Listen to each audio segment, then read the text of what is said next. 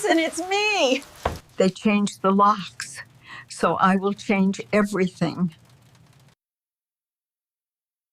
The rain had been falling steadily all afternoon, the kind of relentless drizzle that Maine is famous for in late autumn, cold, insistent, seeping into everything like an unwelcome memory. It drummed softly on the roof of the hospital room, a monotonous rhythm that matched the ticking of the clock on the wall. That clock, old, institutional, with its stark black hands against a faded white face, marked every passing hour with a hollow click, like a door being knocked upon in an empty house. No one ever answered. I lay there on the stiff bed, my abdomen wrapped tightly in bandages that pulled with every shallow breath, the remnants of gallbladder surgery throbbing dully beneath my ribs like a distant storm. The fourth drip hissed beside me, a constant companion in the sterile quiet, its clear fluid snaking into my arm, numbing the edges of the pain, but not the ache in my chest. The nurse, a kind woman named Martha with graying hair tied back in a practical bun and eyes that had seen too many lonely discharges, had just informed me I could go home. "You're all set, Mrs. Cotter," she said with a gentle smile, handing me the papers. I nodded, feigned a grateful expression, and reached for my phone on the bedside table. Outside the window, the trees stood like weary sentinels, their branches bare and twitching in the wind that carried the scent of decaying leaves. And impending winter, the end of something, or perhaps the beginning of nothing. I had called him 5 times already. Grayson Cotter, my only son, my only child, the boy I had raised from infancy into manhood, the one who now seemed to view me as an inconvenient relic. The first call went straight to voicemail, his recorded voice clipped and professional, promising to call back soon, a promise as empty as the hospital corridors at night. The second was the same, that mechanical beep mocking my urgency. The third connected briefly, a faint hello on his end before the line dropped, leaving me with static and silence. The fourth rang endlessly, each tone a needle in my heart. On the fifth, he finally picked up. "What?" he snapped, his voice sharp like the edge of a tin can, cutting through the phone line into my ear. I barely managed a hello before he launched into his tirade.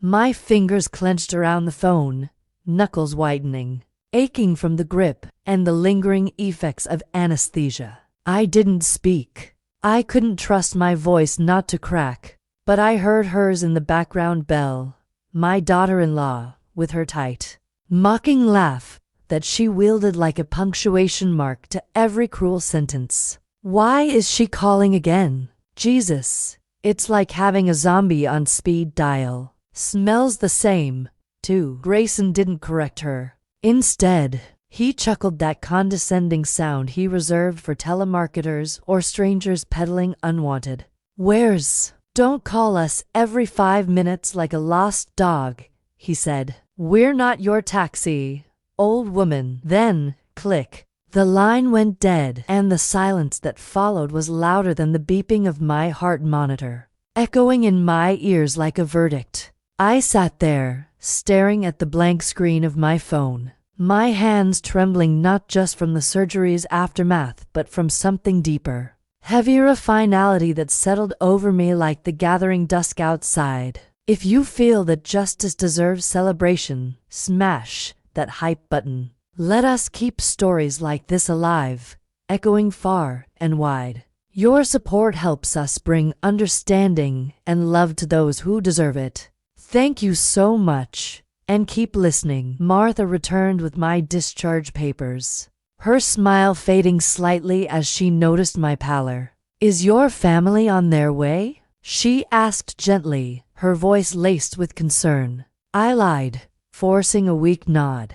"Yes, they'll be here soon." I packed slowly, each movement a deliberate tug at the incision site, as if my body itself was reluctant to leave this temporary sanctuary and face the world beyond. I folded my nightgown into the small canvas bag I'd brought with me, pausing by the window to gaze at the blurred parking lot below, not from rain, but from the tears I refused to let fall. Maybe he was having a hard day, I told myself. Maybe Belle had whispered her poisons again, those little insinuations that twisted his perceptions. But deep in the quiet space between my ribs, I knew the truth. This wasn't new. They hadn't just stopped loving me. They had started resenting me, viewing me as a burden, an outdated fixture in their modern lives. I called a taxi instead. The driver was young, no older than 20, with jittery hands and a polite demeanor that spoke of inexperience. He helped me with my bag, his touch careful around my fragile frame. "Heading home to family?" he asked as we pulled away from the hospital. I simply said no. He dropped me at the rental car office 3 miles down the road, a nondescript building with flickering fluorescent lights and the faint hum of traffic outside. I signed the papers with a hand still trembling, then slid into a 2011 Corolla that reeked of old cigarettes masked by pine-scented cleaner. The seat was too low for comfort, the gear shift stiff and uncooperative. I adjusted the rearview mirror and caught sight of myself, pale, drawn, eyes rimmed in gray shadows. I looked like someone who had been sketched in pencil and then erased, forgotten to be redrawn properly. I drove. The roads unwound slowly through the thinning forests of Maine, the sky sagging overhead like overripe fruit, bruised and heavy with unshed rain. My side ached with every bump, every curve, a reminder of the fragility I'd been reduced to. I kept the radio off. I didn't want music or voices intruding on my thoughts. I didn't want noise. I wanted to remember, and remember I did. I recalled waking it for every Christmas morning to bake cinnamon rolls, the warm scent filling the house before Grayson pattered down the stairs in his footed pajamas, his eyes wide with wonder. I remembered selling my engagement ring, the one Thomas had saved for 7 long months to buy, so Grayson could afford his first semester of college, a sacrifice made without hesitation. I remembered holding his hand tightly as doctors set the bone in his shattered leg. After that childhood accident, whispering reassurances through my own fear. I remembered standing like unyielding marble at Thomas's funeral, because my son needed someone solid to lean on amid the grief. I remembered every single thing, every act of love and devotion that now seemed discarded like yesterday's news. As the light waned and shadows stretched thin across the sidewalks, I pulled into our neighborhood, the same painted porches, the same trimmed hedges, the same soft glow from windows that spoke of families untouched by rejection. I turned into the driveway of the house that used to be mine, the one Thomas and I had poured our dreams into. The porch light was on, curtains drawn tightly, the front steps swept clean, as if expecting company that wasn't me. I stepped out of the car, one hand clutching the canvas bag, the other bracing my tender ribs. My key felt cold in my palm, a familiar weight that suddenly seemed foreign. I pushed it into the lock. It didn't fit. I tried again, twisting harder, but nothing yielded. Panic flickered, then settled into resignation. I knocked once, then again, the sound echoing hollow. Movement stirred behind the curtain. "Grayson," I called, my voice barely rising above the breeze rustling the leaves. For a moment, nothing. Then her voice pierced the air, bells, sharp and unyielding. Maybe then the house would finally stop smelling like dust and regret. The porch light flicked off abruptly, plunging me into darkness that pressed against me like a final judgment. No coat to ward off the chill, no home to return to, no sun to open the door. I turned back to the car, drove in silence through the gathering night, and parked outside the only motel in town still willing to accept cash without questions. The girl at the front desk, barely out of her teens with dyed hair and a bored expression, handed me a key without looking up.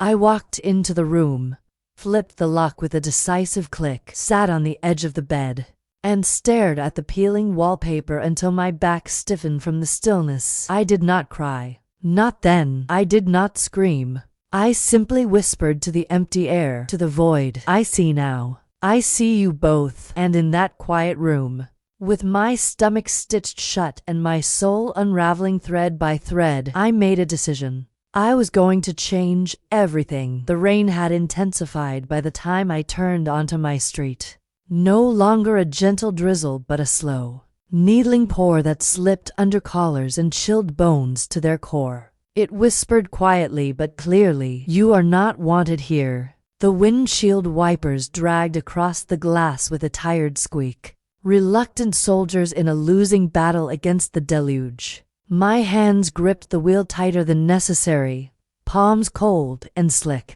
knuckles pale under skin that had once been smoother, firmer. Every bump in the road nudged the ache beneath my bandages, a persistent reminder of vulnerability. Then I saw it, the house, both familiar and utterly alien. I had lived there for decades, a lifetime etched into its walls. It was where Thomas had carried me across the threshold on our wedding night, his arms strong and his laugh full of promise. Where Grayson had learned to ride his bike in the driveway, scraping his knees on the concrete, shouting with unbridled joy the first time he stayed upright without training wheels. Where I had hemmed dresses by the kitchen window, sunlight streaming in as I worked the needle with practiced ease. Where Thomas had planted the hydrangeas, their blooms so vividly blue in June that they could steal your breath away.